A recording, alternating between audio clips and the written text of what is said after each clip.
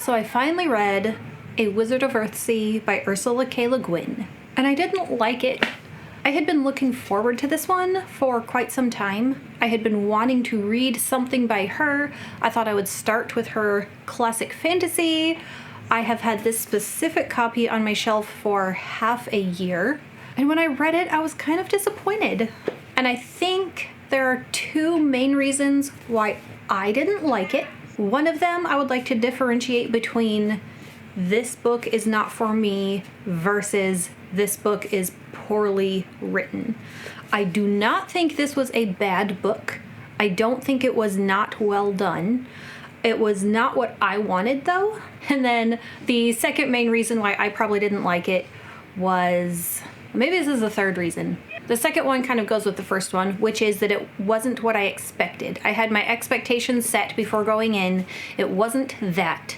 But the other main thing was that the storytelling style is very much telling a story. It's like if someone who had observed Ged's life sat here and told me all about it, rather than immersing me in with Ged while he is going through stuff. So as far as my expectations, there was this movie, which I guess was actually a miniseries, not the Studio Ghibli version of A Wizard of Earthsea, but this live action one that I had watched a long time ago.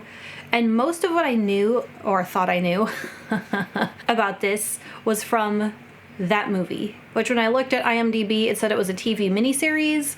I had bought a DVD and just watched it as a movie.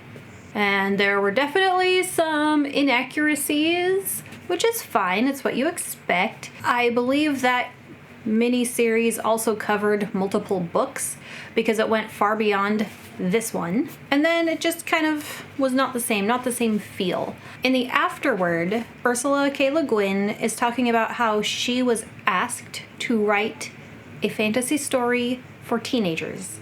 At first she didn't want to, but she got to thinking about writing a book about wizards, and at her time, when this was new, when you thought of wizard, there was no boy wizard. You know, this is before the time of Harry Potter. Wizard meant old bearded man like Gandalf or Merlin. And in her mind, she thought they had to start out. They had to be young once. They had to be boys who grew once upon a time. And that was the seed of her idea about following someone who becomes an old wise wizard from when he starts out as a child. So it starts when he is very young. And knowing that it was written for teenagers, it almost feels like, what's the word I'm looking for? Like teaching you lessons. Here's some life lessons about making stupid choices and how it can affect the rest of your life.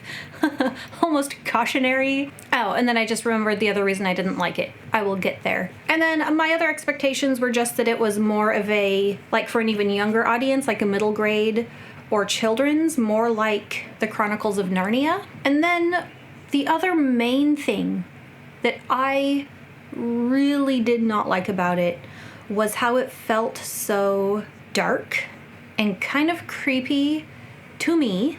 So kind of the main thing with Ged and his character progression is his pride, his anger at things, how he feels he is so talented and he wants everyone to know it. And so he tries to prove this by calling a spirit from the dead or whatever. And while he is successful, he also calls something he didn't expect. And it's like this dark shadow that attacks him. And after he almost dies, that dark shadow is like always in the background. It's always a presence to him, and it's always following him, chasing him, trying to get him. And so while that might not bother the average reader of this book, being vulnerable here, as someone who has long struggled and fought with depression and anxiety, that can often feel like a dark presence following you and shadowing you. And so that feeling through this almost made me stop reading it because I didn't like how it felt. And I'm going to get to some spoilers here. I feel like it's an old enough book. It's probably fine. It gets to a point where Ged turns about and starts pursuing the shadow instead. He becomes the hunter. And at that point, it became a little less creepy because the shadow was trying to escape from him instead of chasing him. But I didn't know that most of the book was going to be about that, about how he in his pride called this thing that then is pursuing him. And then by the end, it's not really a defeat. It's more of just he figures out how to, I don't know. I'm not sure I really understood the ending and how it actually ended. Like, he confronts it and now it's not going to be this big thing chasing him anymore. I don't know. The conclusion was a little odd. And I'm sure that idea of how that resolved and how it still affects his life will continue through future books. I'm not sure that I'm going to read any more of them. I have heard from lots of people that the ones after this are better. That's a pretty common thing in a long series. The first one is the worst one. But I didn't like the first one enough to keep going. And that's okay. I still want to try some of her science fiction. But as far as the Earthsea books, I'm okay with not knowing everything else that happens. There was one point that almost took me clear out of the story. If you've read it, he gets to the island with an old man and a woman, and it's just this tiny little place. There's no trees. They don't have building materials for a house.